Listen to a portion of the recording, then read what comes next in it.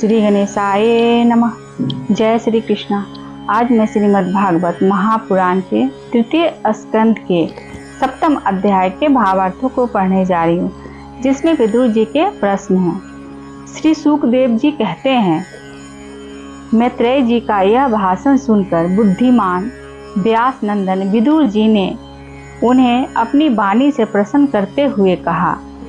विदुर जी ने पूछा, ब्राह्मण भगवान तो शुद्ध बोध स्वरूप निर्विकार और निर्गुण है, उनके साथ लीला से भी गुण और क्रिया का संबंध कैसे हो सकता है?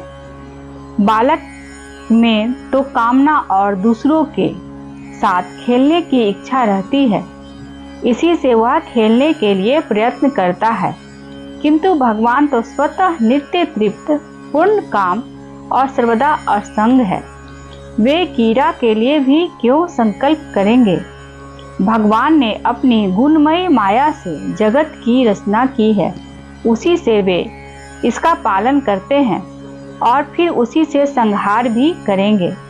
जिनके ज्ञान का देश, काल अथवा अवस्था से अपने आप या किसी दूसरे निमित्त से भी कभी लोप नहीं होता, उनका माया के साथ किस प्रकार संयोग हो सकता है?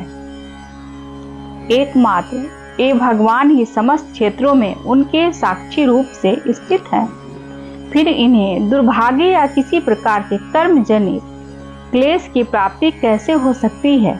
भगवान, इस अज्ञान संकट में पड़कर मेरा मन बड़ा खिन्न हो रहा है। आप मेरे मन के इस महान मोह को कृपया करके दूर कीजिए। श्री सुखदेव जी कहते हैं, तत्व जिज्ञासे विदुर जी की यह प्रेरणा प्राप्त कर अहंकारीहीन श्री मैत्रेय जी ने भगवान का स्मरण करते हुए मुस्कुराते हुए कहा। श्री मैत्रेय जी ने कहा, जो आत्मा सबका स्वामी और सर्वथा मुक्त स्वरूप है, वही दीनता और बंधन को प्राप्त हो। यह बात युक्ति विरुद्ध अवश्य है, किंतु वस्तुतः यही तो भगवान की माया है। जिस प्रकार स्वप्न देखने वाले पुरुष को अपना सिर काटना आदि व्यापार न होने पर भी अज्ञान के कारण सत्यवत भासते हैं, उसी प्रकार इस जीव को बंधनादि न होते हुए भी अज्ञानवश भास रहे हैं। यदि यह कहा जाए कि फिर ईश्वर में इनकी प्रतीति क्यों नहीं होती, तो इसका उत्तर यह है कि जिस प्रकार जल में होने वाली कम आदि क्रिया जल में दिखने वाले चंद्रमा के प्रतिबिंब में न होने पर भी भासती है, आकाशस्थ चंद्रमा में नहीं, उसी प्रकार देहाभिमानी जीव में ही देह के मिथ्या धर्मों की प्रतीति होती है, परमात्मा में नहीं। निष्काम भाव से धर्मों का आचरण करने पर भागवत कृपा से प्राप्त हुए भक्ति योग के द्वारा यह प्रतीति धीरे धीरे निर्वित हो जाती है।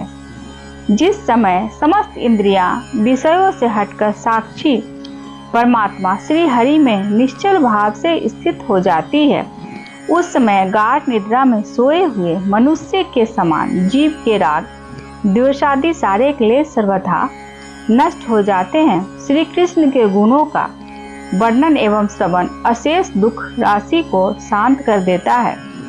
फिर यदि हमारे हृदय में उनके चरण कमल की रज के सेवन का प्रेम जग पड़े, तब तो कहना ही क्या है।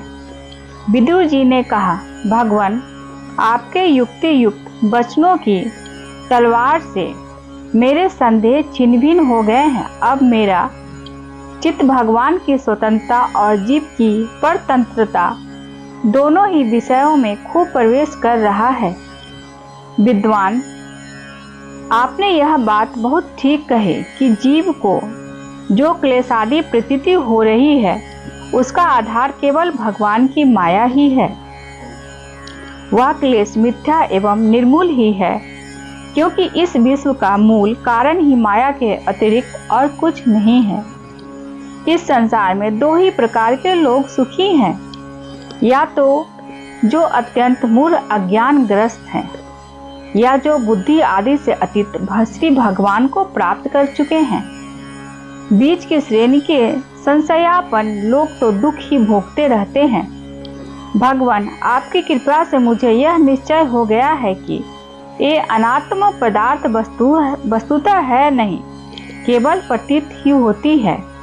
अब मैं आपके चरणों की सेवा के प्रभाव से उस प्रतीति को भी हटा दूंगा। श्री चरणों की सेवा से नित्य सिद्ध भगवान श्री मधुसूदन के चरण कमलों में उत्कट प्रेम और आनंद की वृद्धि होती है, जो आवागमन की यंत्र का नाश कर देती है। महात्मा लोग भागवत प्राप्ति के साक्षात मार्ग ही होते हैं। उनके यहाँ सर्वथा देव देव श्री हरि के गुणों का गान होता रहता है। अल्प पुण्य पुरुष को उनकी सेवा का अवसर मिलना अत्यंत कठिन है।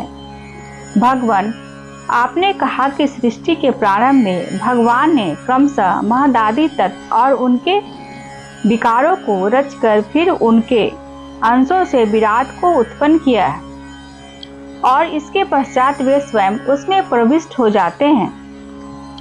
उन विराट के हजारों पैर, जांघें और बाहें हैं। उन्हीं को वेद आदि पुरुष कहते हैं। उन्हीं में ये सब लोग विस्तृत रूप से स्थित हैं।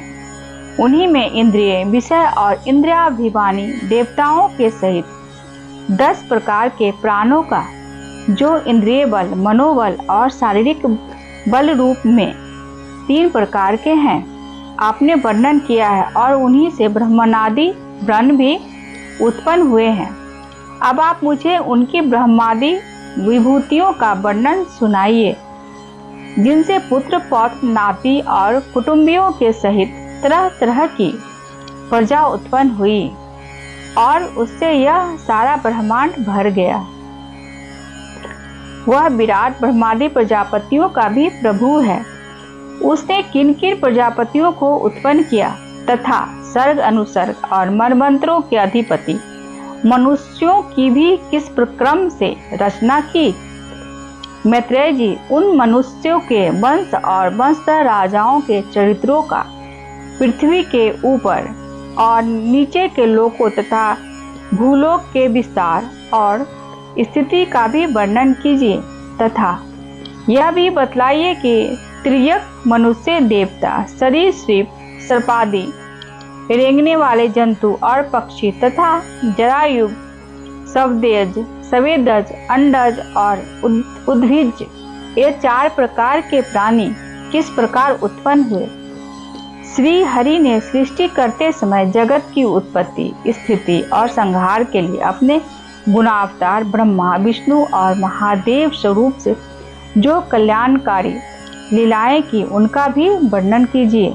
वेश, आचरण और स्वभाव के अनुसार वर्णाश्रम का विभाग, ऋषियों के जन्म, कर्मादि, वेदों का विभाग और यज्ञों का विस्तार, योग का मार्ग, ज्ञान मार्ग और उसका साधन, संख्या मार्ग तथा भगवान के कहे हुए नारद 5 रात्र और तंत्र शास्त्र, विभिन्न पाखंड मार्गों के प्रचार से होने वाली विषमता, नीच वर्ण के पुरुष से उच्च वर्ण की स्त्री में होने वाली संतानों के प्रकार तथा भिन्न भिन्न गुण और कर्मों के कारण जीव की जैसी और जितनी गतियां होती है, वे सब हमें सुनाइए।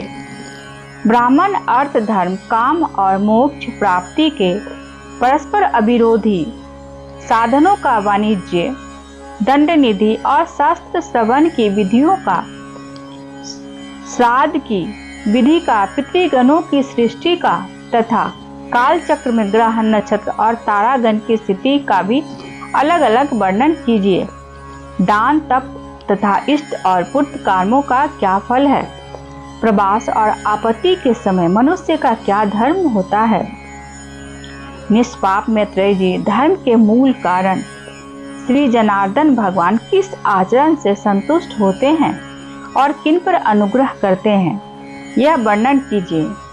द्विजवर दीनवत्सल गुरुजन अपने अनुगत शिष्यों और पुत्रों को बिना पूछे भी उनके हित की बात बतला दिया करते हैं।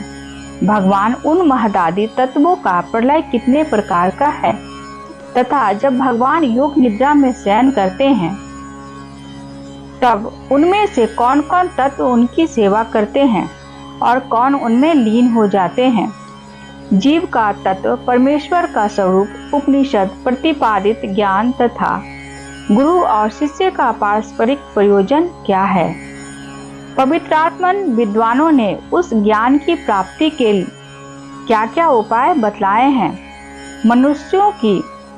मनुष्यों को ज्ञान, भक्ति अथवा वैराग्य की प्राप्ति अपने आप तो हो नहीं सकती।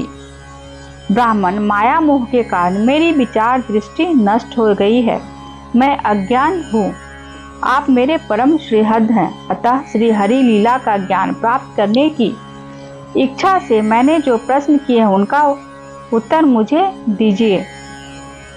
पुण्य में मैत्रेय जी भगवत तत्व के उपदेश द्वारा जीव को जन्म मृत्यु से छुड़ाकर उसे अभय कर देने में जो पुण्य होता है, समस्त वेदों के अध्ययन, यज्ञ, तपस्या और दान आदि से होने वाला पुण्य उस पुण्य के 16वें अंश के बराबर भी नहीं हो सकता।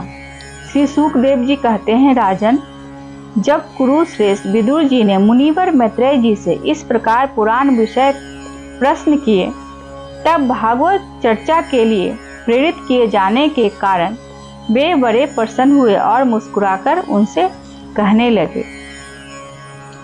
आज मैं श्रीमद् भागवत महापुराण के तृतीय स्कंद के 7वें अध्याय के भावार्थों को पढ़ी हूँ। यदि मेरे से कोई त्रुटि हुई होगी तो मुझे क्षमा करेंगे। जय श्री कृष्ण।